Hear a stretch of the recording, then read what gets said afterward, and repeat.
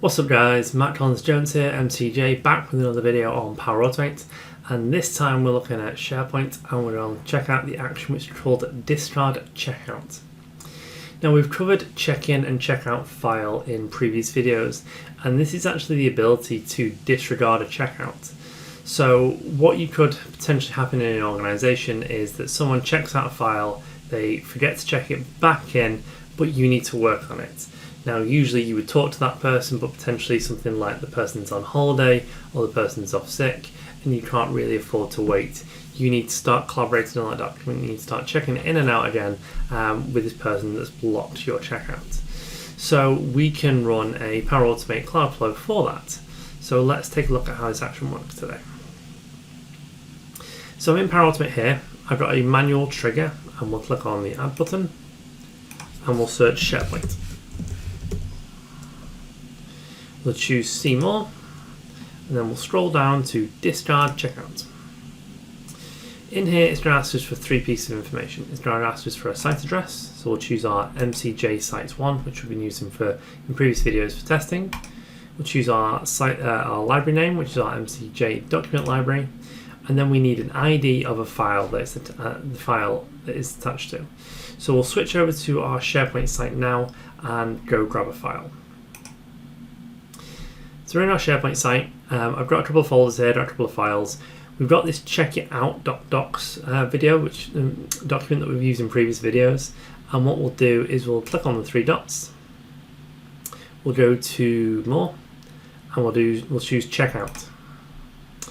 So this document is now checked out. We can see it's checked out because we've got the little red arrow, and we can see this item is checked out. Now this has an ID of 10. I'm just going to hard code this into our Power Automate Cloud Flow. You could automate this, you could potentially look for files that are checked out and have been checked out for longer than X number of days maybe, and then you can run this and disregard that checkout. But in this instance, to just show you how the action works, I'm going to just manually code in the number 10. So let's go back here and we'll put 10 in here. And that's all we need. So let's test this. We'll choose Test. Choose Manually, Publish and Test, we'll choose Run Flow, choose Done,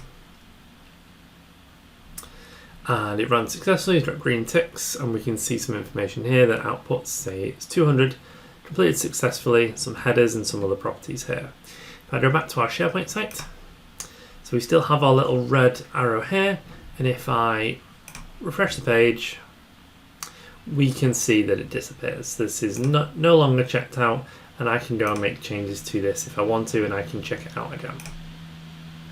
It's as simple as that. So really easy action, really easy to use. Again, it's used maybe in tandem with those check-in, check-out options.